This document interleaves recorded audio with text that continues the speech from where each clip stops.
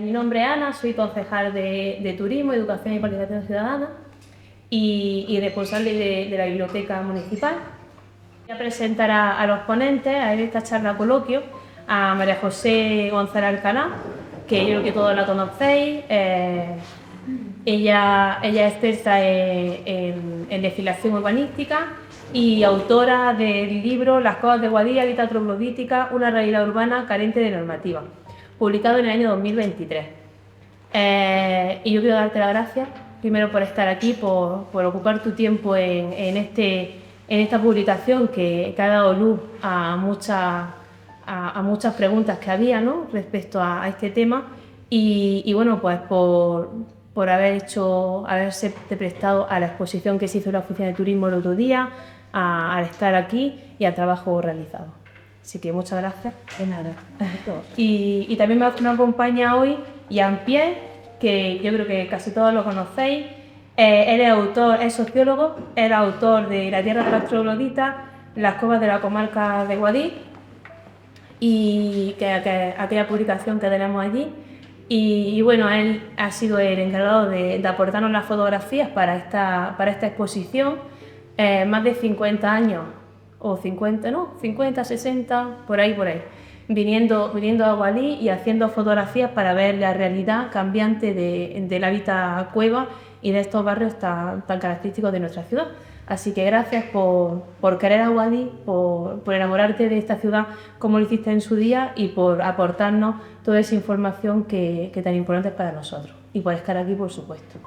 Así que muchas gracias por el trabajo.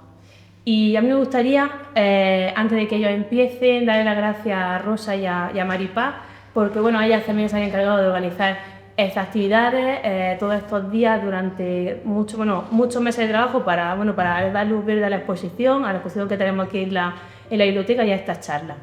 Así que bueno, mi agradecimiento por estar aquí hoy. Y sin más, pues le diré la palabra a María José. Bueno, tanto Jean-Pierre como yo queremos hacer que la charla sea algo flexible y que sea algo dinámico, y para eso pues queremos de vuestra participación, porque no se trata aquí de que él suelte su tema ni yo el mío, todo lo contrario, sino que habrá preguntas que haremos al autor o que haré yo a vosotros, y que si tenéis alguna duda y queréis interrumpirnos, perfectamente pueden interrumpirnos, ¿verdad que sí?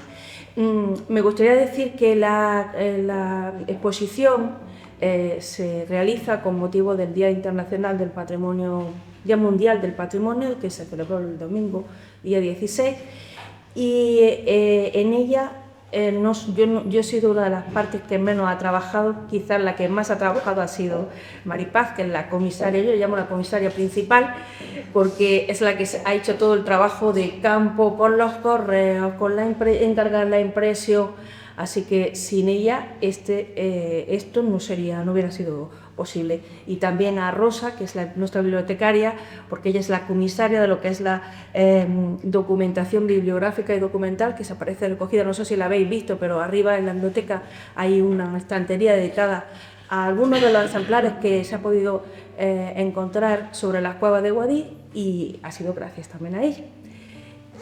Y sin más, Jean-Pierre, también te quiero dar las gracias aquí antes de que empieces por tu implicación y por habernos ligado ese tesoro, porque realmente es un tesoro. Las fotografías que nos has prestado, pues es un tesoro, y eso te agradece. Entonces, si tú quieres empezar, pues bien. Pues vale.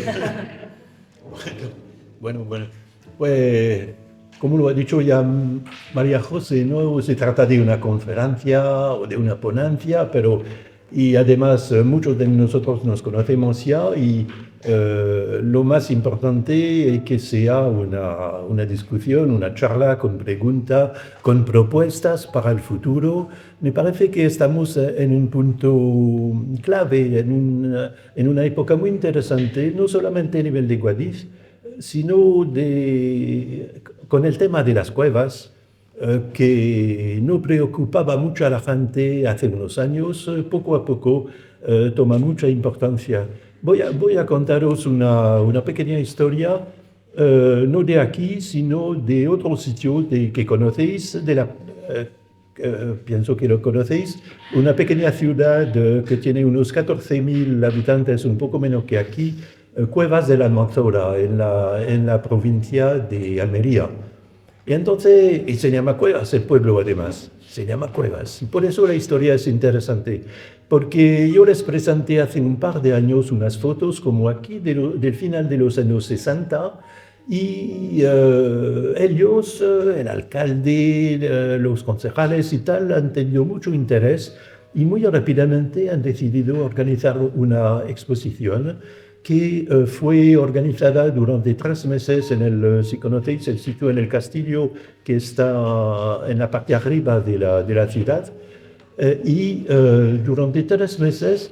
Y a partir de estas fotos, que no son muchas, las fotos mías, han descubierto que se podían encontrar otras fotos para ampliar la expo del principio del siglo XX, también postales antiguas y tal, y poco a poco la expo ha tomado mucha importancia. Han hecho un catálogo, hemos hecho un catálogo virtual durante la expo que he mandado ya a unos de vosotros, a unas de vosotras por PDF, pero el interés tanto de los vecinos, y por eso vuelvo a lo que decía a principios, tanto de los vecinos como de los visitantes, fue tal que el ayuntamiento ha decidido publicar lo que estaba, modificándolo un poco, lo que estaba de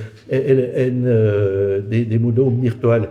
Y entonces finalmente fue, y lo voy a dejar aquí a la biblioteca, fue un libro completo con muchas ilustraciones y postales y localización de los sitios y tal. Y entonces, para volver a lo que decía a principios, la frase inicial del alcalde, tanto en la inauguración de la expo como sus primeras palabras en el libro, son las palabras, era una asignatura pendiente.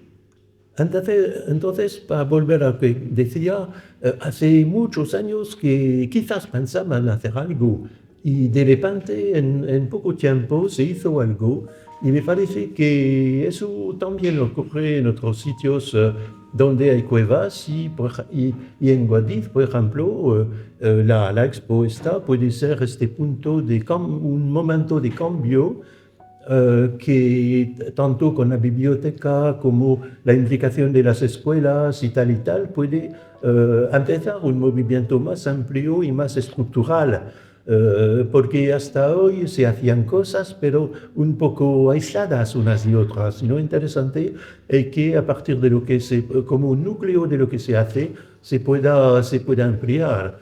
Y por eso la frase del alcalde era una asignatura pendiente, me parece importante. Y bueno, solamente si lo quieres ver, y lo dejo en la biblioteca. Y algo en cuanto a la fotografía. Y por eso voy a citar solamente una frase que ya está en los carteles que están en la expo.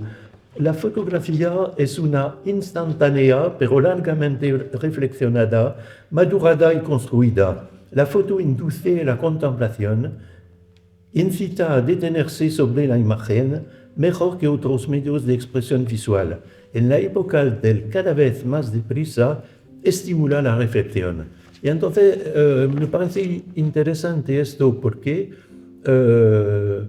si se compara lo que podemos encontrar en pantallas o en redes, medios de comunicación y tal, la imagen permite detenerse, analizar lo que está en esta imagen y para volver a la biblioteca, el libro o el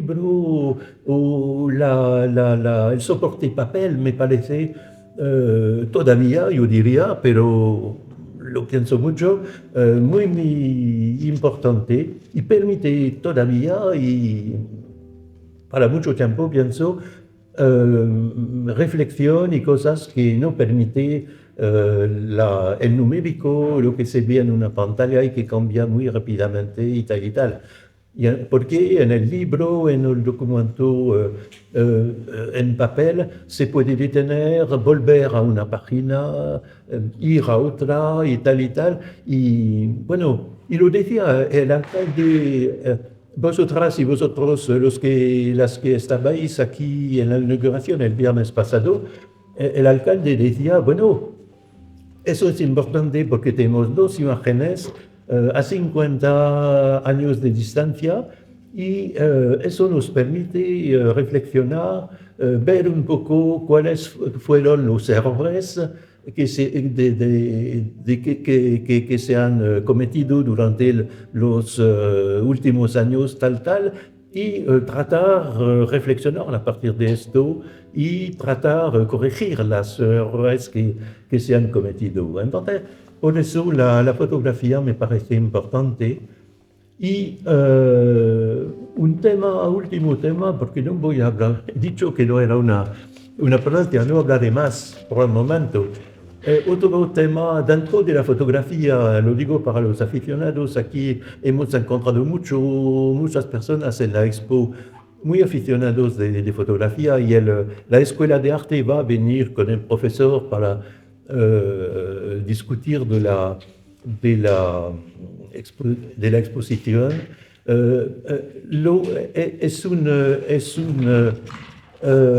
Es un tema que se desarrolla bastante esos días. Es lo que se llama, y otra vez voy a citar una frase, lo que se llama la refotografía. Y esto lo leo. La refotografía, también llamada reconducción fotográfica, consiste en retomar una foto desde un punto de vista y un encuadre idénticos a los de una foto tomada anteriormente. De este modo, se obtiene una comparación visual que hace perceptibles los cambios que se han producido entre ayer y hoy. Y entonces lo completo con otra frase de alguien que fue profesor de fotografía en la escuela de Guadix, la escuela de arte de Guadix, ahora es profesor de fotografía en Málaga, que se llama José Núñez. Y dice él, para decir que esta fotografía y refotografía es un instrumento más y más desarrollado de análisis social. Dice la práctica de la refotografía, es decir, de fotografías hechas en las mismas localizaciones que fotografías anteriores, que en sí mismas y sin el contraste fotográfico pudiera parecer que carecen de importancia, adquieren sin embargo una gran efectividad y potencia interpretativa, presentando nuevos campos de trabajo y comprensión del pasado y, por definición, del presente. Bueno, yo acabo por el momento con esto. A mí sí que me gustaría preguntarte una cosa, Jean-Pierre, y trasladar la pregunta a vosotros. No sé si habéis visto la exposición, pero al hilo de la exposición y al hilo de lo que acabas de comentar, resulta demoledor que en tu libro digas que en 2011, cuando volviste, pones, en 2011 pude volver a encontrar a familias a las que conocí en la década de 1960, porque no sé si sabéis que gran parte de los habitantes de las cuevas que has fotografiado los conoce personalmente Jean-Pierre. Y dice, ha resultado menos fácil reconocer los lugares. Y mi pregunta es para él y para todos los que estamos aquí. ¿Crees que cómo valoras la evolución del hábitat troglodita desde tu primera foto del año 60 hasta ahora? ¿Crees que la evolución ha sido para bien o creéis que ha sido para mal? Bueno, ¿cómo ha evolucionado? Eso se puede notar en cada una de las fotos. A veces la evolución no fue importante. Bueno, hay diferentes puntos de vista. Por ejemplo, hay una evolución necesaria. Yo diría que en esos años, no pasaba nadie por ahí en las cuevas, en el barrio de las cuevas. Era la época de la dictadura.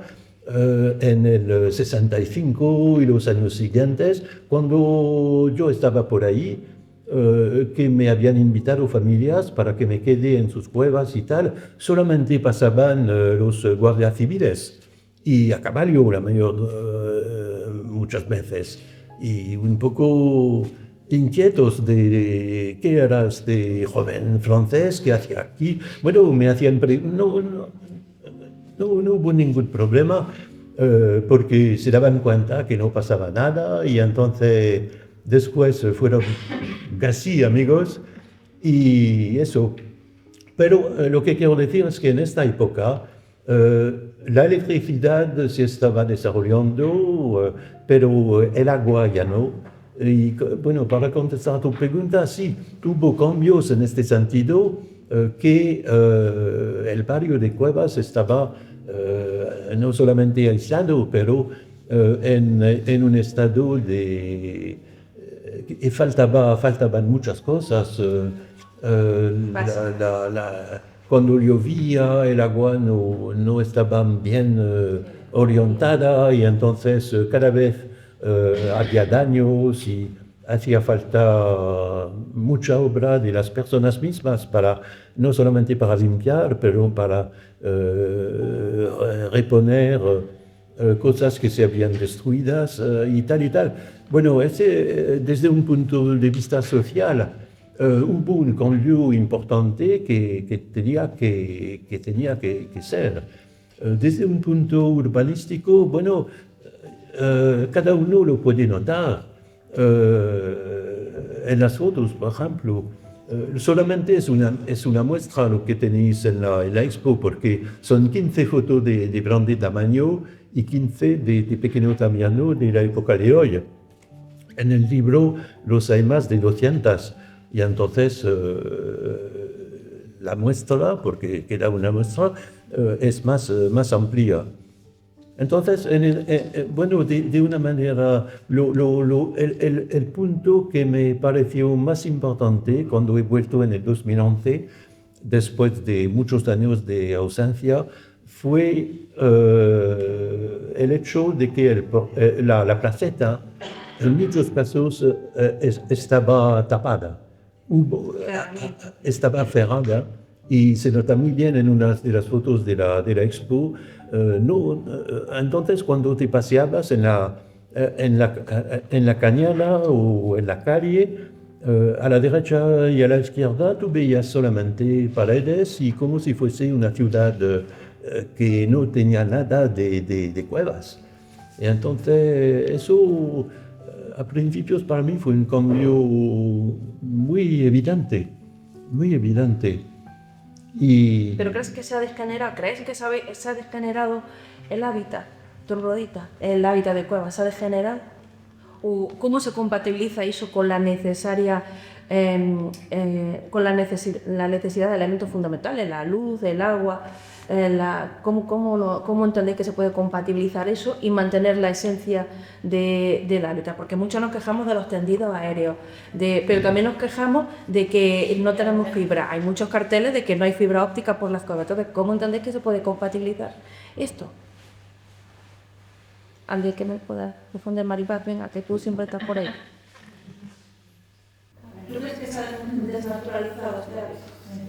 Sí, también hay que tener un baño vivo. Y como está vivo, tiene que tener todos los servicios como cualquier ciudadano. Pero hay que encontrar el equilibrio. Lo dejar por un lado y acordar cuánto que se puede construir, pero dar los servicios como cualquier ciudadano porque tiene el derecho de tenerlos todos. Encontrar ese equilibrio, pero que es lo difícil. Yo quería tener una normativa que regule y que ayude a que eso sea factible. Te contar a Julia si una de estas refotografías que hiciste en el 2011, si hubo alguna que al hacer las mensajes, bueno, esto hasta ahora ha sido todo un catálogo de errores, ¿no? De cosas que no se deberían haber hecho, ¿no? Errores, la llamaba el alcalde, sí, en algunas de esas fotografías pensaste lo contrario, pensaste, este es el camino que se debiera haber seguido, ¿no? El más respetuoso sobre el entorno, el que digamos que dejaba viva la esencia, pero suponía una mejora de calidad y de confort a los habitantes sino una persona que desafía. Puedo Sí.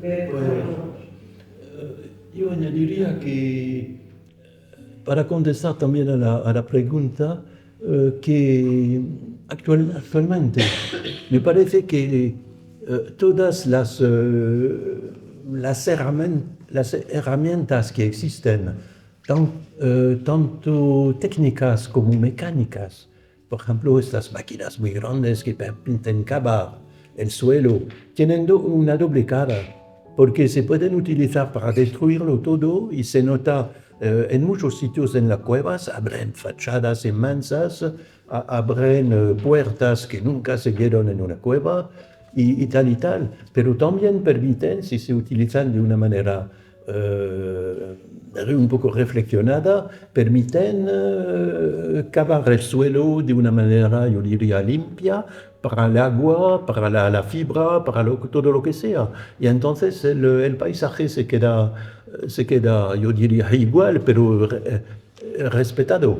Entonces hay esa doble cara lo que necesita mucho cuidado y aún más todavía que hace 10, tú lo sabes muy bien, ¿eh? Ya hace 15, 20 años estas máquinas grandes no se veían por aquí y entonces ahora cualquier persona lo puede utilizar y hacen piscinas, hay muchas piscinas, escondidas. Ilegales. No se ven, ¿eh? No se ven. Tú no las conoces.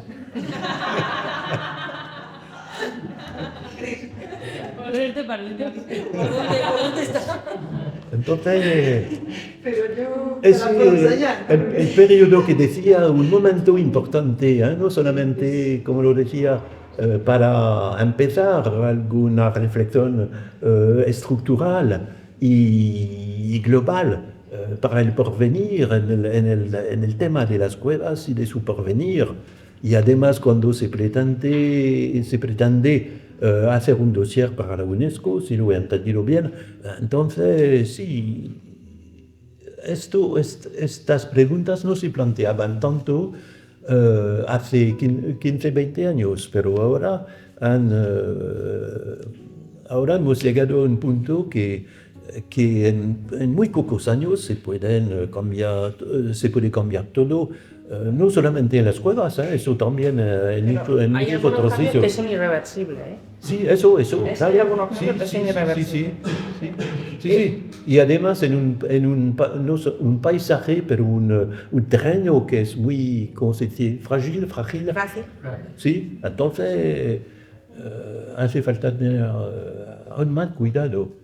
Sí. ¿Y tú Y en este contexto de reflexión, yo pienso también que el papel del archivo y de los documentos que existen, el papel es muy importante y la biblioteca puede desempeñar un papel muy importante para ver un poco lo que existe como una fuente de referencia que se ha constituido poco a poco, pero por casualidad tal o tal documento ha llegado a la biblioteca y estaría muy importante que se organice la cosa, como decía, de una manera un poco estructural para constituir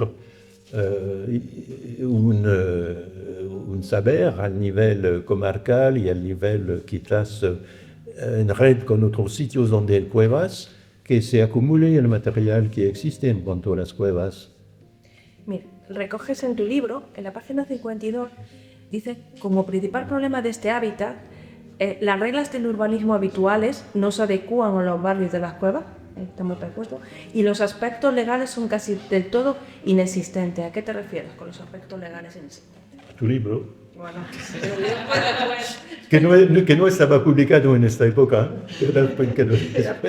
pero es una buena ilustración de la falta de norma y de la necesaria adaptación de las normas, de las normativas y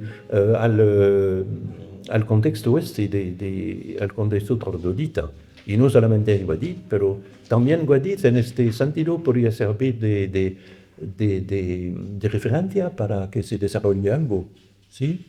¿Sabías que En relación con la falta de normativa, sabéis que las cuevas de Guadix tienen diferentes normativas en función del lugar donde se encuentren situadas. Por ejemplo, tenemos el Plan General de Ordenación de Urbanismo, el PGO de 1989, que regula las cuevas que se hallan dentro del conjunto histórico. Respecto a las cuevas que se hallan fuera y las de los anejos, rige el PGO del 2002. Pero después, por ejemplo, el Plan General del 89 no permitía excavar nuevas cuevas. Únicamente se permitía un cuerpo adosado a la cueva en sí, a modo para que cumpliera las condiciones higiénico-sanitarias, con no más de 25 metros cuadrados y una altura no superior a 3 metros de altura, y solamente se recogía como aspectos estéticos pues, que la fachada fuera blanca y la teja de color rojo. Eso lo decía el 89. En el PGO del 2002, que era para las cuevas que hay fuera del conjunto histórico y las de los anejos, sí que permite excavación de nuevas cuevas. Fijaros la diferencia. Y además, hace una pequeña, porque solamente se refiere, hay un artículo, que es el artículo 65, que lo regula, y diferencia entre las cuevas de hábitat de cuevas, que es el original, el que no ha sufrido transformación, y área de transformación de casas cuevas, que ese sí que ha sufrido transformación por la mano del hombre, para equipararla a lo que viene a ser una vivienda más convencional, y en donde donde la cueva en sí tiene carácter residual. Sin embargo, luego en la innovación número 12, esta que nos dieron el segundo premio ayer, se prohíbe la excavación de nuevas cuevas y contiene regulación de cuevas situadas en el ámbito del casco antiguo. Fijaros, como si fueran dos círculos concéntricos, el conjunto histórico más grande, y dentro del conjunto histórico está el círculo del casco antiguo. Dentro del casco antiguo también hay cuevas, como por ejemplo la del Cerro de San Marcos, también la del Cerro de la Magdalena, eso es casco antiguo, o también la del margen izquierdo de la calle Cañaveral, también casco antiguo. Y para esas, de las cuevas que hay debajo de la Alcazaba, y para esas rige una normativa diferente, que es la de la innovación número 12, esta del PGO, y esta prohíbe pues, excavar nuevas cuevas, prohíbe vallados, tendidos aéreos, prohíbe también las placas solares o incluso las antenas parabólicas. Eso es lo que establece. Y sin embargo, el reglamento de la lista es quizás un poco más amplio, sí que permite la excavación de nuevas cuevas, siempre que el instrumento de ordenación lo permita, también ampliaciones de las cuevas ya existentes o incluso el cambio de uso, según lo que diga el plan, y en su defecto que el incremento no sea superior al 50% de la superficie excavada. O sea que para que veáis la diferencia de normativa que hay en función de en qué sitio nos encontramos. Por eso sí que, por lo menos desde nuestra área, de mi área, sí que estamos trabajando para eso, para intentar conseguir el plan de protección del ámbito de cuevas que permita unificar la normativa existente, porque es que no existe normativa sobre el ámbito de cuevas de la parte de arriba, eso ya ahí no hay nada. Y claro, pues es lo que tú decías, la inexistencia de normativa legal al respecto. A eso quería enlazarlo con tu perspectiva. Aquí hay una cosa muy curiosa, que es de los documentos, porque este catálogo lo que parece que está muy bien documentado históricamente. Es decir, han recogido bastantes cosas importantes, entre otras, dice las cuevas vuelve a aparecer en sus carnes los mortales derrumbes. Entonces eso verdaderamente Asusta. efectivamente, y no han venido tiempos mejores, porque la gente puede acabar ahí y luego están peligrando con su vida. O sea que no creo que sea tan fácil abrir una hoguera así con la buena en la tierra. El por qué lo pueden hacer a espaldas de la administración, pues no lo sé, no lo conozco, pero que no les favorecería en ningún momento.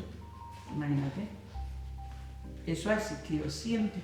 Y si ahora encima estás tocando la estructura, metiendo elementos que no vienen a cuento de aquí, construyendo no sé, con ladrillo, algo que se apoya en la propia tierra de mala manera, que no está enlazado, en fin, yo creo que eso debe ser muy difícil encajar una parte constructiva nueva de materiales nuevos con la tierra. Eso no creo yo que sea cosas. ¿Tú qué has notado cuando has hecho la fotografía así, ese tipo de actuaciones de una foto que tenían de una cueva respetuosa, digamos, con el medio ambiente y también con el hábitat, y que luego se le han puesto esos postizos que pudieran ser peligrosos o una cubierta? Creo que no se deben de cubrir, yo no entiendo de cueva, ellas sí sabrán más. Yo no entiendo de cómo se trabaja, pero yo veo, por ejemplo, esas cubiertas de cemento cubriendo la tierra, no me parece a mí que eso sea en el techo. No, eso está prohibido. ¿Verdad que eso es malísimo? Y lo Está prohibido. Claro, de hecho está prohibido. Y lo hacen tú, de ese tipo de elementos así que digas, uy, esto es peligroso. Tú lo sabes notar entre tus fotografías, cuando documentas una cosa que hace 20 años, ¿no? Y ahora la ves que la han cubierto con cemento. Sí, en muchos casos sí, los hay. Tienes documentos para mostrarlo, ¿no? Antes Se y puede después. buscar, sí. Sí. ¿Y crees que es mucho lo que se hace en ese sentido, que agrede, los propietarios están errando, ¿no? en esas actuaciones? Pero todas estas son obras ilegales, es decir, a Sí, nadie eso sí, se le ocurre pedir una licencia para hormigonar la loma de una cueva. Es que vamos, es que ya eso ya, es que incluso yo creo que roza lo delictivo. Te lo digo de verdad, porque altera, es un delito contra el medio ambiente, contra el paisaje. Yo creo que a nadie se le ocurre. Entonces nos encontramos con ya obras ya hechas, es decir, que te encuentras ahí el hormigonado encima en la loma y dices, pero bueno, ¿esto qué? Y ahora tú ahora tendrás que levantar eso. Pero no lo suelen pedir, vamos, no lo piden. Sí que quería comentar una cosa, Jean-Pierre, si tú quieres decir algo al respecto. No. Que tú ya preconizabas en tu libro, en la página 56, Lo has leído bien, ¿eh? sí, la posibilidad de que la inscripción de las cuevas en el Patrimonio Mundial de la Humanidad de la UNESCO, dentro de la categoría de paisaje cultural. Y contemplas aquí unas palabras de Jacek Przeworski de la siguiente manera, que dice lo siguiente: este patrimonio, ya lo decía y tú lo reconoces, tiene múltiples facetas: monumental, arqueológica, etnográfica, urbana, rural e industrial, y representa una integración ejemplar del hombre y su hábitat en el medio ambiente. Se inscribe perfectamente en la política del Patrimonio Mundial de la UNESCO, que tiene en cuenta la dimensión a la vez cultural y natural de los sitios. Ciertos lugares importantes inscritos en la lista del Patrimonio Mundial de la organización son actualmente objeto de una protección preventiva, pero muchos otros esperan todavía un reconocimiento nacional e internacional indispensable para su salvaguarda. Hay que salvarlos no solamente de la ruina, sino también del olvido. ¿Tú crees que ese reconocimiento internacional ayudaría a paliar la desnaturalización de este hábitat? Yo pienso que sí. ¿Y nos darían un reconocimiento internacional por la desnaturalización de este hábitat? Y nos darían, ¿tú crees que el hecho de la progresiva desnaturalización del hábitat haría que autoridades internacionales dieran protección, reconocimiento internacional a este hábitat? No sé si entiendo bien lo que... ¿Ayudaría? Bueno, lo que has leído aquí, claro que estoy de acuerdo con esto, y pienso que, como lo decía antes, si poco a poco se está desarrollando un movimiento de mejor conocimiento y de reconocimiento que puede llegar al respeto, no solamente a nivel local, porque a veces es difícil movilizar tanto las mentes, la gente como los políticos y tal, tan pronto como el viento se pone más amplio, entonces, y tú hablas del nivel internacional, entonces eso permite adelantar bastante la reflexión en las actuaciones y en la protección de este tipo de vivienda o de paisaje. Sí. Entonces pienso sí que este reconocimiento, aunque no sea siempre en términos de normativa, pero a un nivel más cultural, entonces me parece muy importante, sí. Yo siempre digo que si a ver lo que opináis vosotros, Maripaz, ayúdanos, que si Igualdía algún día recibe la Declaración de Valor Universal, la Declaración de Patrimonio de la Humanidad, es por las cuevas, porque por catedrales hay muchas, por teatro romano hay mejores incluso, pero es las cuevas, que es lo que singulariza al paisaje. Y la BUE, que es la Declaración de Valor Universal Excepcional por la UNESCO, significa que es aquello que tiene una importancia cultural y o natural tan extraordinario que trasciende fronteras nacionales y que también trasciende generaciones presentes y nos lleva hasta generaciones futuras. Y para eso se necesita cumplir una serie de características y quería preguntar a vosotros si creéis que las cumplimos. Único e irreemplazable. Yo creo que sí, ¿no? El hábitat troglodita es único e irreemplazable. Hasta aquí de acuerdo, ¿verdad? Pepe. ¿Por qué? Único e irreemplazable. ¿Por qué único e irreemplazable? ¿Por qué entendéis que puede ser único e irreemplazable?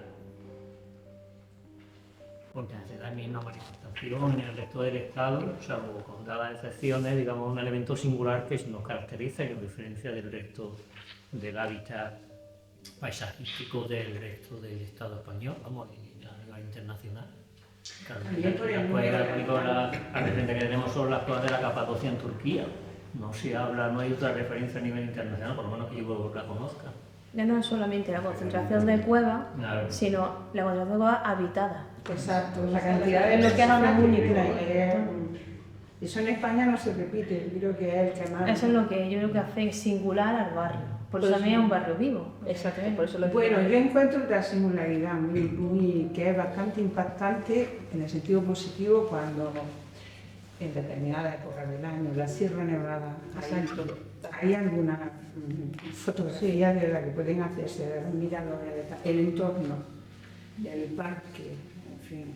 Sí, es la extensión, porque son 200 hectáreas de cuevas, la cantidad de cuevas habitadas, más de 2.400 habitadas, y Diputación hizo, creo que en el 2016, un inventario de viviendas cuevas. Guadí era la que más cuevas habitadas tenía de toda la provincia de Granada, de toda Andalucía y de toda España y Europa, porque se la llama la capital del hábitat troglodita en Europa, y había más de 2.400 cuevas en ese momento habitadas. Y hay más ahora. Y por el entorno natural, que era lo que te refería, porque con los cerros que las cobijan, las cárcavas, y se encuentra en la falda de Sierra Nevada. Bueno, pues otra de las características, para que tengan la condición de la BUE, es la integridad. Integridad significa carácter unitario e intacto del patrimonio natural y ahí es donde está el tema. Pero se puede trabajar, es lo que hay que se pueden quitar cosas que no están bien y ir poniendo lo que corresponde. Si el asfalto queda fatal, pues se pone un pero eso de intacto es como si te remitieras a un momento histórico. Yo supongo que será a lo que le hace peculiar. Si una cueva, la característica de una cueva, pues... Hombre, una cueva sigue siendo. Sí, de claro. relación a los anejos también está la variedad de Paulinka. Era un poco lo que Y estaba lo que antes. yo noto es que no hay espacio de documentar históricamente. Ahí es la de... No sé si habéis visto la exposición, pero si no, invitamos a que podáis la veáis. Es verdad que es cierto que en algunas fotografías cuesta encontrar las similitudes. Es decir, ¿por qué es la misma fotografía? Tienes que pararte a mirarlo. Hay alguna en concreto que solo se ve tejada. La transformación. O sea, no se ve ni una cueva. En la foto no se ve ni una cueva. Eso no es. No es de Guadix, es de otro municipio, pero es la realidad. Entonces, al final, tenemos que ser consecuentes que si nosotros queremos vivir en un hábitat en cueva, tenemos que saber lo que significa vivir en un hábitat en cueva. No puedo querer vivir en una cueva y que tener los servicios que presta una cueva, pues como que la temperatura, que no hay ruido, que no hay luz, pero viviendo en una casa. Teniendo los servicios, teniendo 5 plantas, una piscina. Te tienes que ser un poco consecuentes con eso y realistas con lo que es vivir en una cueva. Hay gente que le encanta vivir en una cueva, hay gente que pues le cuesta, pues, porque se agobia, en fin, es contadas las personas que le pasa, pero a alguna gente le pasa. Entonces yo creo que tenemos que encontrar también ese equilibrio de saber lo que queremos. Yo, por integridad, entiendo que es ocupación continuada en el tiempo, que ha pasado que ha habido diferentes fases de la historia de la humanidad que han pasado por las cuevas. Fijaros, porque yo no soy historiadora, en mi libro yo sí que recojo 2 teorías de cuándo pueden surgir las cuevas. Pero como no me quiero meter en ese jardín, sí que voy a mencionar lo que dice, sí, porque luego me dicen, tú me entiendes otra cosa, no te metas, y llevan razón. Entonces, la exposición de motivos del decreto 377/2009, que es el que delimita ya lo que es el conjunto histórico de Guadix, porque en 1976 el casco antiguo de Guadix fue declarado conjunto histórico artístico, pero es en el 2009 donde ya se delimita la delimitación actual del conjunto histórico, incluyendo el arco sur de las cuevas. Pues bien, esa exposición de motivos dice, lo sitúa en el siglo XVI, en torno a las convulsiones por la expulsión de los moriscos en tiempos de Felipe II. Su extensión es progresiva hasta mediados del siglo XIX, años en los que empieza su regresión. Y efectivamente en los años 60, 70 se produce una regresión, como que la gente pues, se baja hacia la ciudad para conseguir mejores comodidades y tal.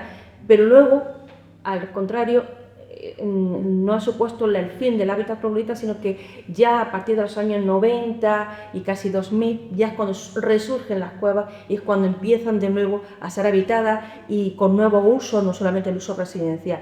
Y por eso, fijaros, desde los moriscos, fijaros si han pasado generaciones a través del tiempo y de la historia por las cuevas. Por eso yo entiendo ahí como la integridad se refiere para mí, a la ocupación continuada. Y yo creo que eso es una de las cosas que más se puede valorar por la UNESCO a la hora de hacer esto. Y luego el tercer criterio es la autenticidad. Si creéis vosotros que la situación actual del hábitat es auténtica, tal y como se encuentra en la actualidad. Ahí tengo yo una pregunta que creo que sería interesante. ¿Sería más sencillo que nos dieran ese reconocimiento internacional con las cuevas tal y como están ahora, o con las cuevas con la imagen que tenemos de los años 60 de Jean-Pierre? Me refiero porque, respondiendo a esa pregunta, que también nosotros sería más sencillo responder a qué queremos, cuál queremos el futuro, qué futuro queremos para las cuevas. El que hay ahora, Jean-Pierre lo acaba de decir, él cuando llegó en 2011 andaba por las cuevas y andaba por calles y veía construcciones a uno y a otro, es decir, no habían desaparecido. Entonces, ¿hasta dónde queremos seguir o continuar para, o qué queremos hacer con las cuevas?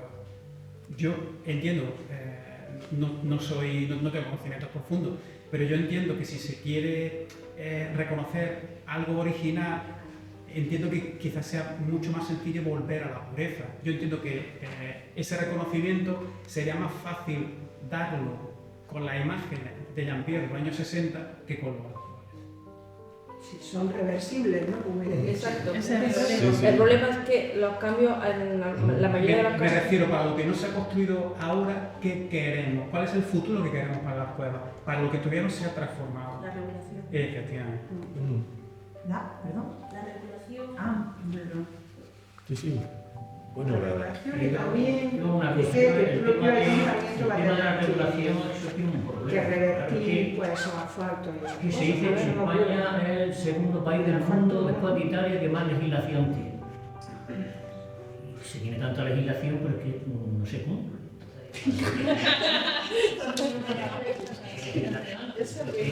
Si se legisla y la gente no es consciente de lo que se está legislando porque no se cree el fondo del asunto, es que es mejor no legislar. O legislar lo mínimo, o dejar las leyes, por ejemplo, la ley de Constitución que en el año 58 era técnicamente una ley perfecta, y a partir de ahí han hecho 4 o 5 leyes posteriormente, y es que la ley la tenían que haber dejado, desde el punto de vista, por ejemplo, ¿no? Entonces, que yo creo que hay que legislar. Por legislar, porque tenemos un parlamento con 350 diputados, tienen que hacer algo, por lo tanto, legislar, para hacer ganar la vida con eso. Pero yo creo que eso no cala en la gente, no cala en la gente. Aquí nosotros podemos proteger mucho la cueva, pero si el habitante de la cueva no se cree eso, porque entra por aquí y sale por aquí, y es que le da igual, y él, digamos, el hábitat de cueva se ha transformado porque la gente anárquicamente, con los escasos recursos que ha tenido a lo largo del tiempo, el poco dinero que ha tenido, los pocos recursos y las nulas ayudas públicas han hecho pues nada, pues tengo un poco de dinero, por ahora voy a reformar tal cosa de la cueva, ahora voy a acercarla, que por eso nunca estamos acercarla. El tema de la cerca es algo moderno, algo que ha privatizado muchos espacios, efectivamente, y realmente pues es una pena. Realmente con la foto de Jean-Pierre, que uno ve la imagen romántica de las cuevas y que eso tendría que haber sido así, pero bueno, tendría que haber sido así, no sé. Pero de haber podido conservarla así, no se iría a la mitad. No tendríamos 2.400 habitadas, porque serían 2.400 Exactamente, porque la transformación que ha hecho el hombre la ha hecho anárquicamente, con los pocos recursos que tenía, y con las nulas ayudas públicas. Pero bueno, es que ahí tampoco hay que ser, porque yo qué sé, la catedral que la tenemos ahora, que la tenemos muy bonita, pues son termoniquitas. La catedral empezó en el siglo, no sé, XI o XII a construirse y se acabó en el siglo XVIII. ¿Qué catedral queremos proteger? ¿La del siglo XI o la del siglo XVIII? No, protegemos todas las fases de construcción en ese. O sea que ahí están muy bien hechas, muy bien enlazadas. En las cuevas se han hecho transformaciones, después de las transformaciones no nos gustan. Pero yo pongo un ejemplo de la misma catedral de Guadix. La misma catedral de Guadix, que no me quita del siglo XI, y ahora la imagen que vemos es un monumento del siglo XVIII. ¿Cuál queremos? Ha habido una transformación que ha sido radical y para la gente que hemos vivido esa realidad desde pequeños, somos de aquí, pues hemos visto esa evolución, efectivamente. Yo me acuerdo de ir, venimos de mi familia, efectivamente, y ir por un camino de tierra, como las imágenes de Jean-Pierre en la ESA. Ahora se han hecho intervenciones públicas, una más afortunada, otra menos, pues, y también con los recursos que han tenido la administración, no solamente los ciudadanos, sino las propias administraciones. Y entonces, pues bueno, pues revertir eso, sí, se puede revertir, si todo con dinero se revierte. Bueno, con dinero... Menos reconstruir un cerro, eso no se puede hacer. Cuando yo llevo la cueva habitada generación tras generación, que es, vamos, el tema del turismo, el tema del patrimonio, es prácticamente moderno, es de los últimos años, no sé, a lo mejor 20 o 30 años es cuando se estaba hablando.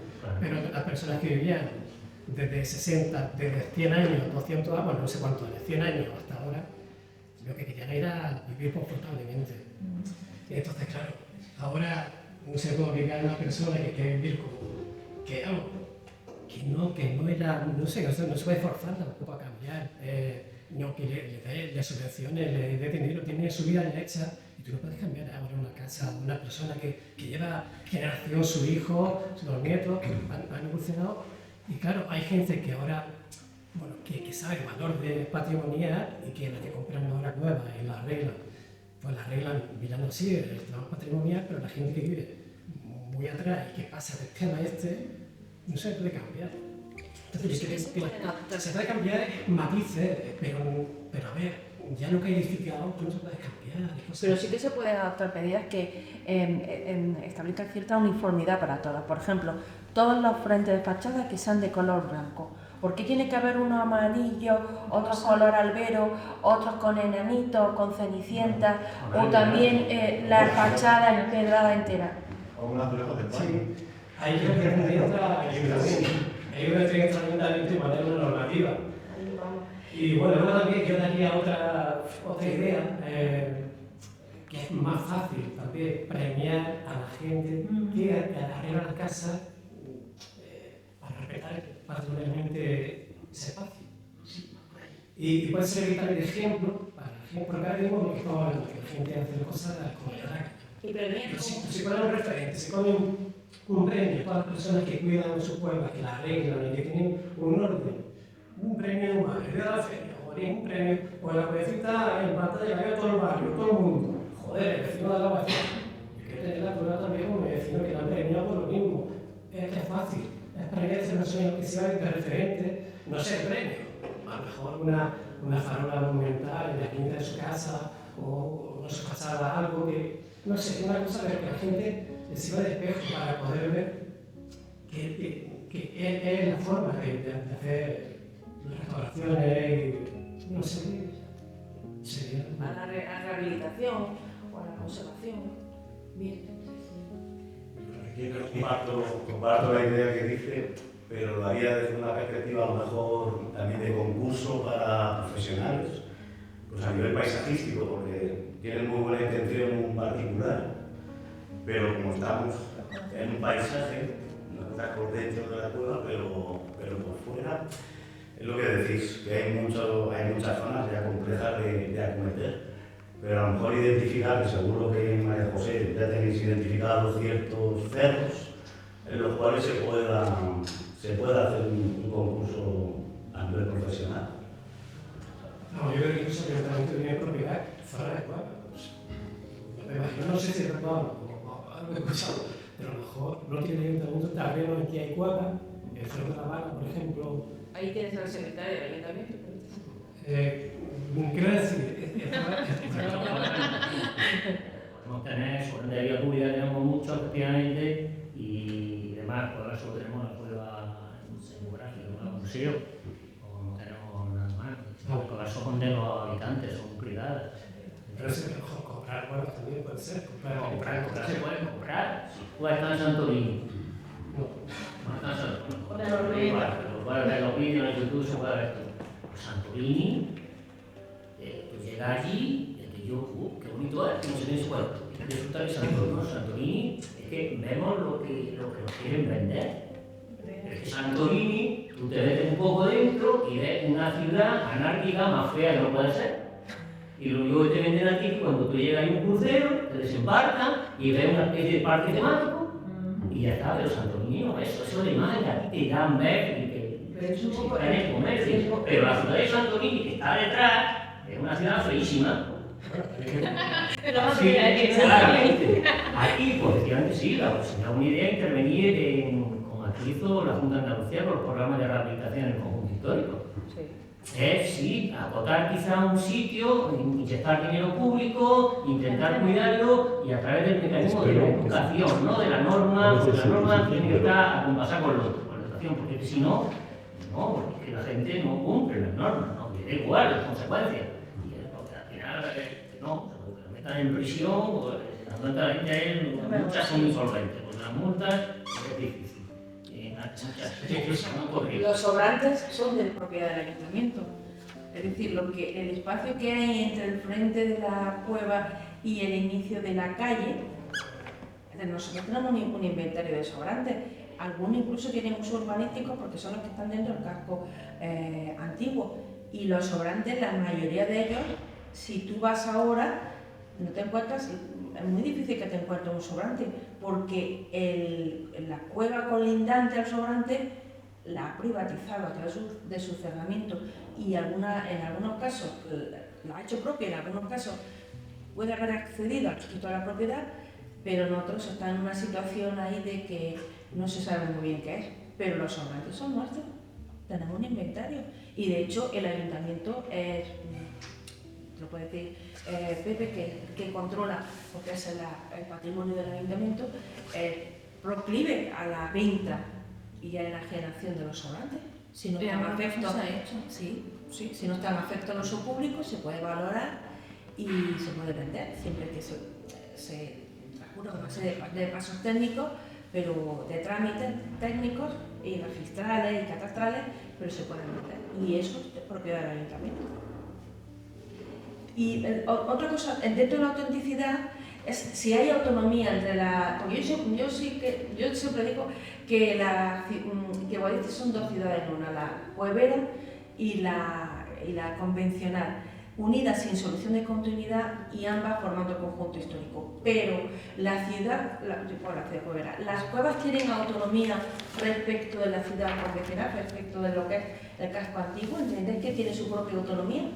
¿O forman una unidad indisoluble? eso, las cuevas tienen su autonomía, es que eso sí, yo particularmente sí lo aprecio, eso mucho. Yo en eso no estoy de acuerdo. Sí, realmente yo cuando vivo en la parte nueva de la ciudad, entonces cuando yo subo arriba, a Ermita Nueva en concreto, me da alegría porque veo mucho movimiento de gente, cosas que antes yo no veía, ¿no? Y es verdad que parece que está, si yo tapara los ojos, estoy en otro sitio, no estoy en Guadix. Eso es una reflexión interna que me hago yo mismo. Y es verdad que yo eso lo veo como algo dejado de la ciudad, y ya digo que hace transportarte a otro sitio absolutamente distinto, estando dentro de la misma ciudad.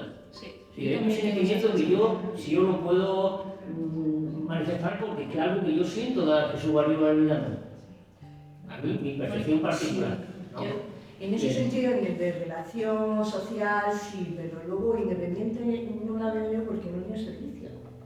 No hay tiendas, da pena hay bares, restaurantes, está como carente de esa infraestructura no la hace el sector público, la infraestructura la hace el sector privado. Hay que facilitar cosas para que el sector privado inyecte. Claro, dinero. pero si es difícil instalarse allí, es verdad que hay mucho turismo y luego también por las familias que viven allí que le dan ese empaque, ¿no? O sea, diferente. Pero el poder estar allí, más de los que vienen de fuera, más de unos pocos días, solo allí no pueden estar. Tienen que bajar a la ciudad. Eso es lo que me refiero, que no la hacen, que no la hacen dependiente. ¿Sabes? Que no es esto, a ver, que tampoco sé si eso es bueno o es malo, porque le da vida también a Guadix, que tampoco está tan lejos. Que sí, el ambiente es distinto, pero dependen de lo que son los servicios de la ciudad. Pero eso ocurre. Que también es normal. Yo quiero decir algo primero. Ciudad histórica. Sí. Y yo vivo al lado, que es delante del barrio de Cueva, y bajo, porque digo, bajo, a hacer mis cosas donde están los comercios. Ahí arriba hay bares, sí que lo hay. Hay tiendas, hay panadería, hay vigas y se vive. Punto uno. Es la misma ciudad, pero el barrio tiene su autonomía, tiene su negocio, tiene sus bares, tiene su manera de vivir. Distinta a la que percibimos aquí abajo. Punto dos. Todo lo que estamos hablando está muy bien, pero hay que tener en cuenta que aquello está vivo y que eso, desde mi punto de vista, es lo que lo hace único, porque puede haber muchos sitios. Sí, que Madrid concentra mayor número, exacto, pero además tiene ese punto a favor, y es que está vivo, que no se nos olvide, que si nos dan esas distinciones porque está también vivo. Si estuviera muerto, porque no hay nadie viviendo, lo reconocerían, pero sería como otros barrios de Cuevas de otros municipios, de otros lugares del mundo. Y lo último es que para todas estas cosas hay que contar con las personas que viven allí.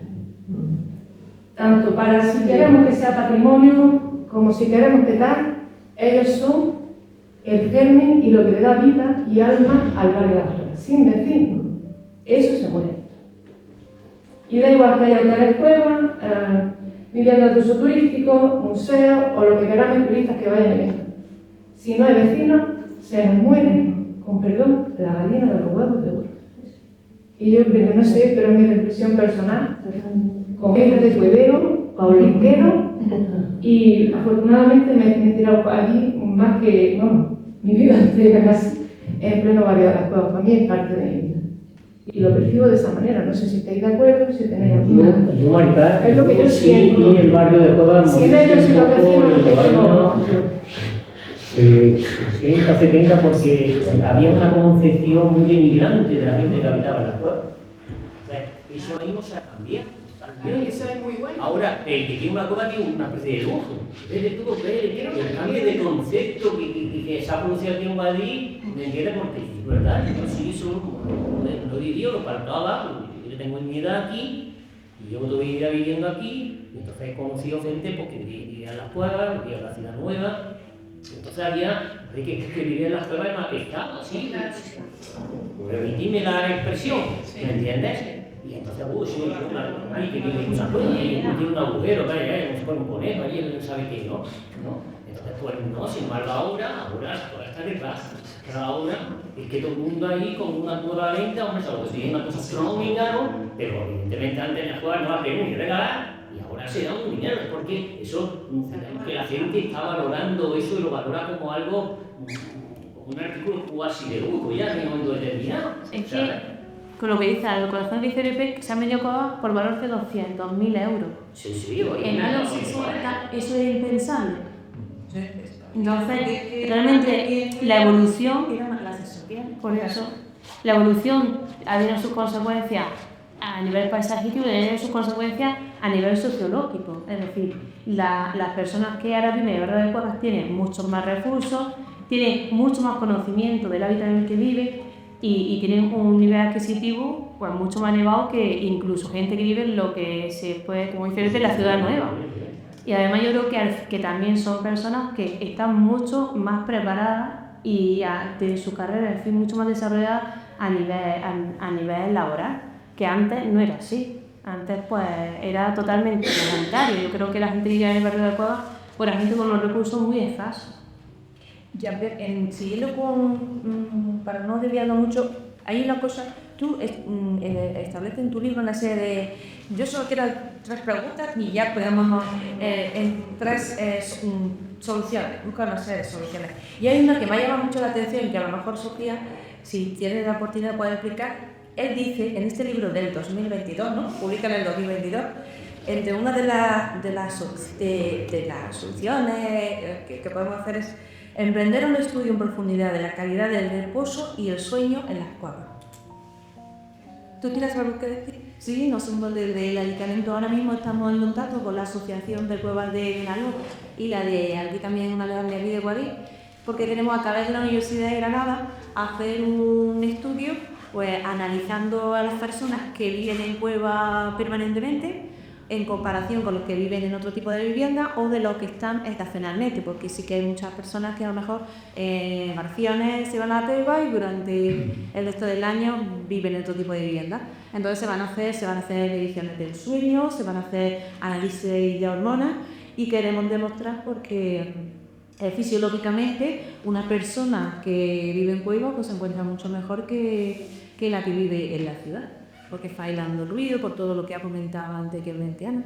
Entonces, si conseguimos que nos dé la razón con eso que nosotros percibimos con las personas que día a día viven en cuevas, pues es como un certificado de calidad y yo creo que para ese modelo audístico, bueno, pues ya hay muchas cosas. ¿Ves? No, pero como lo decía desde el principio, hace falta que haya una convergencia de lo que se está haciendo, de lo que se hace, y no hemos oído nada del papel posible de la biblioteca, porque si tenéis algún proyecto para desarrollar el fondo bibliográfico que pueda ayudar a la constitución del proyecto para la UNESCO, el método... El fondo bibliográfico de nuestra biblioteca, en cuanto a la temática de cuevas en Guadix, en Andalucía, en la provincia, creo que es bastante completo por las indagaciones que he hecho.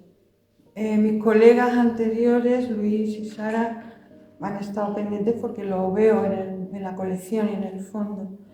Y creo también que este tipo de estudios, creo que lo hemos hablado, suelen aparecer ya más actualmente en revistas científicas y que tienen más validez, se van actualizando, ¿no? Que es lo que comentábamos, ¿no? Pero este pequeño catálogo, que no es bibliografía, que es catálogo, bibliografía es otra cosa, no es solo de lo que esté expuesto, sino que lo comentamos el otro día, ¿no, Jean-Pierre? Que son una recuperación de información a través de bases de datos abiertas y de lo que comentábamos, de otros catálogos, donde se hable de las cuevas en Guadix, no en texto completo, porque eso ya atañe a los investigadores. Yo hablo como documentalista y como bibliotecaria, ¿no? A través de eso, del texto, o sea, del texto del título, y de este tipo de referencias. Por eso es un poco más escueto porque son cosas publicadas, salvo este fantástico libro colectivo del año 2024 que aparece en vuestros artículos, el de como es territorio por ahora. Sí, son trabajos que comentabas que se van a centrar más a lo mejor en esta zona nuestra, ¿no? Y yo lo que sí propondría, en primer lugar, he echado de menos contar con el archivo, está aquí mi compañera, porque nada más que en escritura, en el archivo de protocolos, porque estamos hablando de la época de los moriscos, ya hay documentación ahí maravillosísima que es de primera mano, más que, o sea, que es un trabajo colaborativo, que incluso yo propondría, porque la ciudad, vamos, yo hablo desde todo mi cariño, pero soy una ignorante, evidentemente no llevo mucho tiempo aquí, pero sí creo que se puede abordar desde muchos puntos de vista, desde el arte, desde la literatura y por supuesto desde lo que es ese hábitat, ¿no? Y no sé si me he perdido por los con esto. Así que sí propondría, que si se lo digo a Ana, un poco, que le dierais 4 vueltas a ver la posibilidad de hacer unas jornadas anuales, contando, porque siempre hay colaboración, hay muchos investigadores y teniendo también el referente de Jean-Pierre y todo esto, Universidad de Granada, otras bibliotecas, otros centros, hacer unas jornadas, ¿no? Para actualizar las cosas nuevas que se puedan ir haciendo, ¿no? Para trabajos de grado, los alumnos de la universidad, máster, que proponer grupos, ¿no? Y con la colaboración valiosísima de ellos, que conocen de primera mano. Eso era lo que sí quería proponer. No hacerlo así solo puntualmente, sino si no puede ser anualmente, pues de una manera bianual o no sé, pero que sería muy interesante, que es un valor. Yo tengo aquí una de las cosillas de un periódico que supongo que el Africano, que lo comentamos, Jean-Pierre y María José, a ver si lo encuentro aquí. Es un periódico 1891. En el número de diciembre, en 2 números de diciembre, era quincenal, es que no he podido indagar porque no me ha dado más tiempo. Hay una persona, un señor, que viene aquí a Guadix, que no es de aquí, habla del viaje tan costoso desde Granada hasta llegar aquí, que si el agua, que si tal, que si cual, y habla ya. No sé qué relación tenía con la Institución Libre de Enseñanza, porque este mismo artículo, además de publicarse en el Africano, periódico científico y literario de interés general de Guadix y su partido, también se publicó en el boletín de la Institución Libre de Enseñanza, que lo he mandado a María José esta mañana.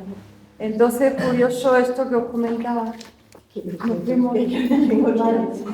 No, pero por ejemplo, hay aquí, a ver si lo veo porque está un poquillo borroso. Tiene Guadix de 15 a 16.000 habitantes, de los que 10.000 u 11.000 habitan en cuevas. Esto es 1891. Él no sé exactamente a qué estudio vino aquí a hacer y luego pues ya habla de cómo son cosas que tú me has comentado, Maripaz, cómo van construidas, y me parece pues interesantísimo. Bueno, me voy a tener aquí mal. Pero es que porque es que cuesta un poquillo para leerlo, pero que habla de todo esto. Viene esta persona que viene de Madrid, no sé exactamente cuál es la formación, si es algún técnico, algún ingeniero, me disculpáis, pero no me ha dado tiempo a indagar a ver quién es. Pero en 1891, así un poco un antecesor de Jean-Pierre, que no vino de la Francia, que vino de Madrid, algo así. No, pero no sé pero ¿qué te parece la idea esta? Porque me parece que es el tipo de educación tú dices lo de las jornadas, ¿verdad? Alimentar el dossier de la UNESCO también, sí. La investigación, la recopilación de lo que sí. ¿Qué te parece? A mí me parece interesantísimo y podemos ponernos manos a la obra a Maripaz, que no sé qué le parece. ¿Qué te parece, Maripaz? Vamos a terminar con esto. Vamos a terminar con esto, ¿no? Sí, pero la sal está fuerte. Esta, yo creo de verdad que esto sería, revalorizaría muchísimo, porque tendría un discurso académico, entre comillas, un discurso ya más intelectual, artístico, que permitiría defenderlo mejor de cara a organismos internacionales y a todo esto, y también pues no sé, los mismos habitantes de las cuevas, que tampoco le hemos preguntado a ellos qué les parece todo esto. Vamos, pienso yo. Pero también se hace a través de asociaciones. Claro, sí. Por ejemplo, la Fundación Julio Conti sí que lo organiza anualmente jornadas de patrimonio. No, pero yo hablo, María José, yo hablo cuevas como hablo. El congreso de cuevas de trogloditismo. Y la arquitectura acaba así también. Sí, nosotros participamos de la ponencia. Hemos hablado también de la necesidad de que los vecinos mismos puedan dar su punto de vista y que ellos viven en las cuevas, varias de nosotros lo han dicho. Entonces, me parece que también hubiera la posibilidad de no sé si a través de cultura o de servicios sociales o implicar, por ejemplo, los jóvenes. Estábamos hablando de fotos, entonces, bueno, hay el proyecto como lo ha propuesto Maripaz de los colegios que puedan buscar los mismos sitios para hacer fotos y que haya un concurso, pero también se puede pedir a jóvenes. Ahora cada uno con el móvil puede hacer fotos, entonces no hay ninguna inversión económica. Es muy fácil, entonces es solamente una cuestión de organización, de motivación y de valorización y de valoración de este tipo de actuación. Entonces que los jóvenes o incluso niños de tal o tal cañada puedan hacer la propia historia de la barriada. Habíamos tenido esta idea y Maripaz lo sabe, en poco tiempo, en el 2011-2012, con Luis Muriel habíamos hecho un pequeño proyecto de este tipo, pero después con Maripaz lo habíamos transmitido al ayuntamiento, pero no hubo ninguna respuesta. Entonces quizás se puede reactivar este tipo de educación, porque completa también el tipo de acercamiento, el mejor conocimiento de como lo planteabas tú también, que a ver si se valoriza más lo antiguo, lo moderno y cuáles son las necesidades sociales, económicas y tal de la gente que vive en el barrio. Entonces, a través de actuaciones como esta se permite acercarse un poco más al conocimiento y a la realidad de este tema. Y ya, por último, para ir finalizando, salvo que tengáis otra cosa, la dicotomía entre turismo y patrimonio, porque tú en tu libro recoges un párrafo que dice... Lo hace como un tribunal de tesis, ¿eh? Pero así produzco temario y produzco preguntas. Y tú dices, Jean-Paul Loup, y dice, no conozco hasta el día de hoy ninguna situación en la que el turismo no haya sido el más rápido y el más eficaz destructor de sitios, de su materialidad, así como de su significado. Y si bien es cierto que ha sido el turismo el que ha permitido el redescubrimiento y la protección del patrimonio troglodita, se impone la vigilancia en cuanto a lo que venga a ver. ¿Sí? Es que claro, y declaración un patrimonio de la humanidad, pero luego ya sabemos lo que significa. Claro. Mucho turismo. Y el turismo, sí, pero claro, el equilibrio, como tú dices, ¿y eso cómo lo conseguimos? Regulando, controlando. limitando. Alto Venecia, ¿no? Mira, Venecia o Granada, Roma. o Granada. Porque es que no menos más. Granada en el Albaicín, por ejemplo, No, eso es lo que los habitantes del Albaicín de Yo no he toda la visto vida en los más años primos 70 se juntos. fueron al Zaidín. Yo prefiero ahora- Se tomó, ¿cómo se llama este tipo Yo no he de visto más acción? personas juntas viendo algo que en Roma. Hay, es que solo da gente, es que hay contaminación de personas. Y está prohibido, por ejemplo, en Roma, está prohibido sentarse en los escalones. De una, por ejemplo, una calle que tiene unas escaleras que da a otra calle, ¿no? Que impida el paso, está prohibido y te multan. Y da igual que seas turista, que seas de allí, que seas quien sea. Si te sientas, te levantan. Y va la policía con el palizo, que me tiene un palo y te levantan. Eso es el Roma, quiero decir. Si allí se puede depurar esa cantidad de gente, pero es bestial, bestial. Yo no he visto la Fontana de Trevi 7 días. No la he visto a menos de 7 filas, no la he llegado ahora. 7 días, diferentes horas, da igual. Tienes que hacer de la mañana. Y hay gente. Si ahí se puede controlar, ¿por qué aquí no? Pero, ¿Qué decir? pero llamar eso, Ana, llamar a eso control es ser como muy generoso.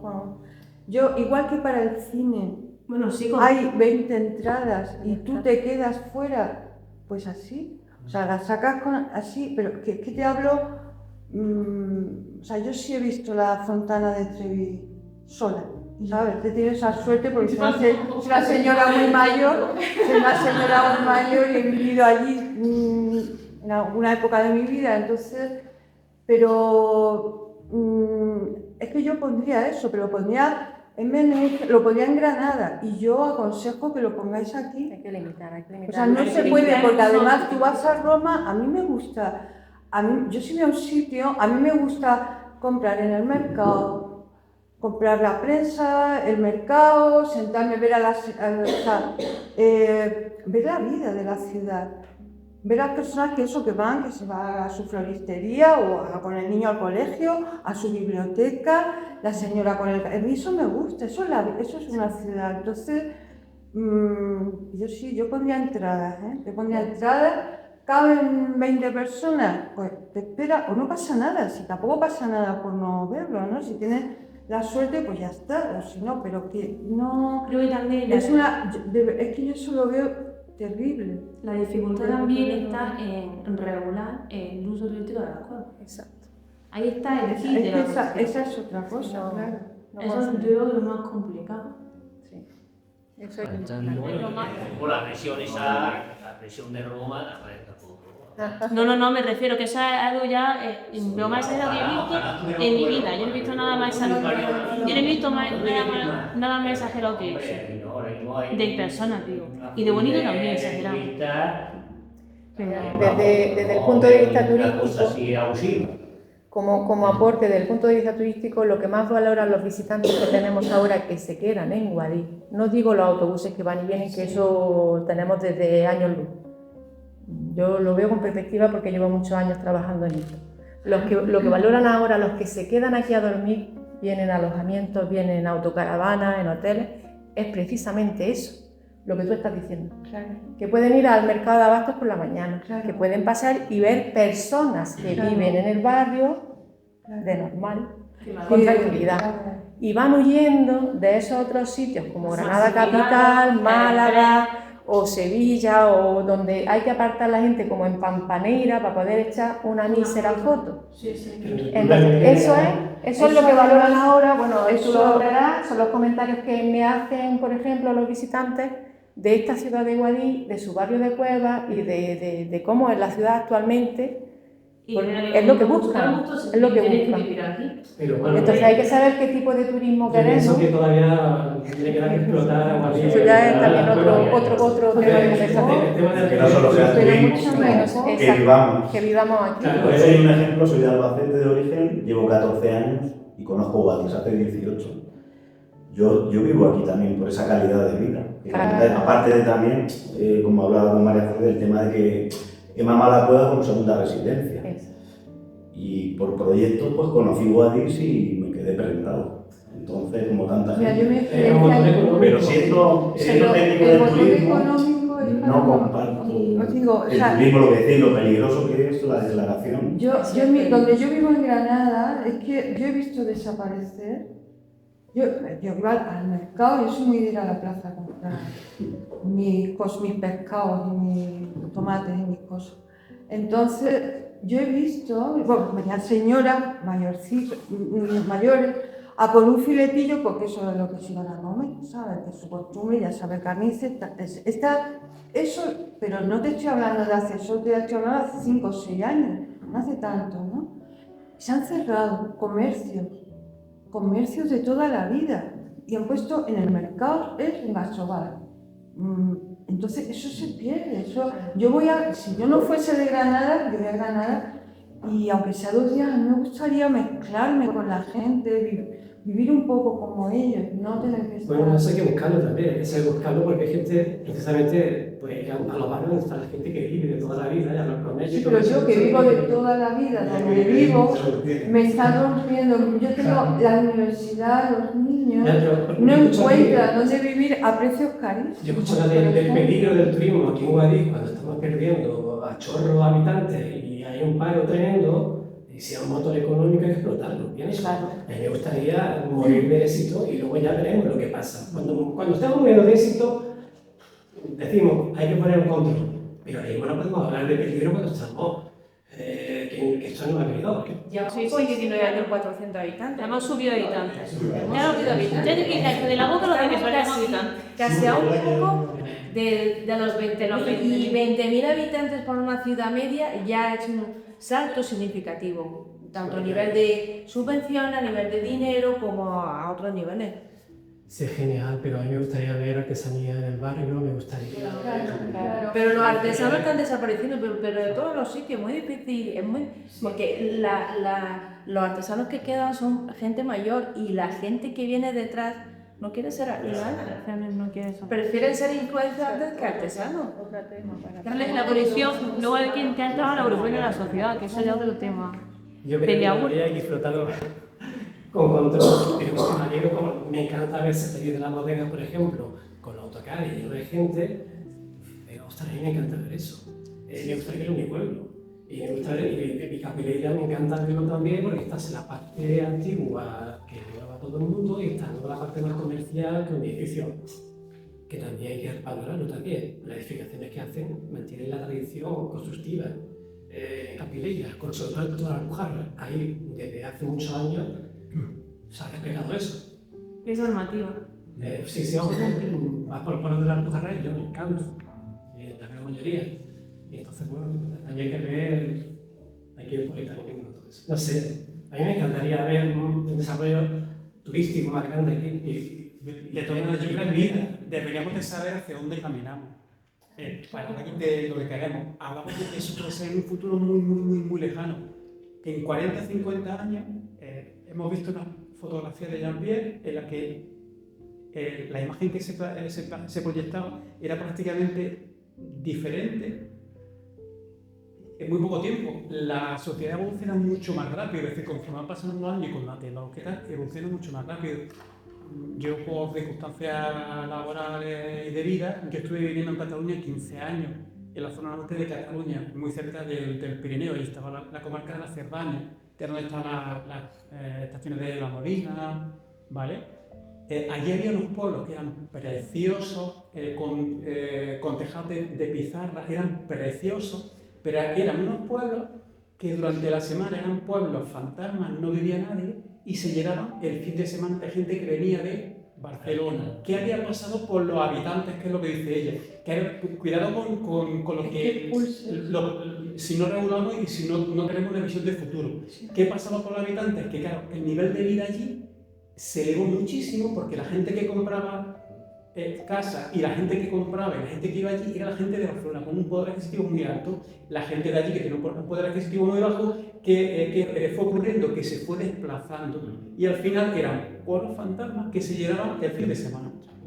Entonces, por eso digo yo que yo creo que es muy importante saber hacia dónde queremos caminar y por eso mismo lo que tú decías, muy importante, entiendo yo que debe ser la normativa, la regulación que se quiera hacer.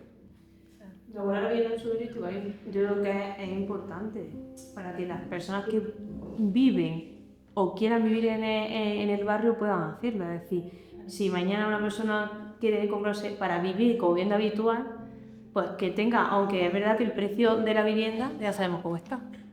O sea, está bastante elevada, incluso en las cuevas. Es que se venden cuevas en la ermita por más de 100.000 euros. Y no están ni reformadas, están un poco de origen o con unos arreglos, pero de los años 50, quizás de los arreglos del 96, que ha hecho el baño dentro, que está comunicado, ¿no? Pero, y por más de 100.000 euros, es decir, que al final el nivel también de la vivienda en cueva está subiendo, o porque hay mucha demanda. Oferta y demanda, pues mucha demanda al barrio de cueva. El precio sube. ¿Alguna cosa que te haya la jornada de patrimonio de Nicón, porque un elemento que creo que también es diferencial y lo es la placeta, ¿no? Ese punto de encuentro donde se generaba la vida y donde se hacían muchas actividades. Y había matanzas, etc. Pero una de las preguntas que quería hacer en relación a eso era ¿qué elementos consideráis vosotros que forman parte del hábitat troglodita? Que ya lo dije en una de las conferencias que di. ¿Qué elementos creéis vosotros que forman parte del hábitat troglodita? Y aquí En lo que nos dábamos a ejemplo, la plateta, eso de acuerdo que se queda la plateta, que es el lugar de encuentro, de discusión, de... Si hay libre de la versión, sí. Pero tú en tu libro parece que te caes. El bar de Ramina Atómica, que está abajo de la... Hay fotos en el libro todavía con los toneles de vino y tal. Ramón de la Tónica fue un bar estupendo, toda la gente de la caña, en la parte baja de la cañada de Gracia. Y entonces ha desaparecido, pero entonces en esta época era un sitio, un centro cultural, yo diría, de encuentro de la gente, de intercambios, de fiesta, de música, de... Es que antes se veía mucho lagar. Se veía mal en las calles que no. Y lo creas, bueno. Seré yo. ¿Y qué más? ¿Qué otro elemento destacaría y de qué forman parte de la vida troglodita? La chimenea. ¿Querías decir algo, Caterina? Los animales es una desaparición de toda. Fue el campo y ahora es la urbanización. Antes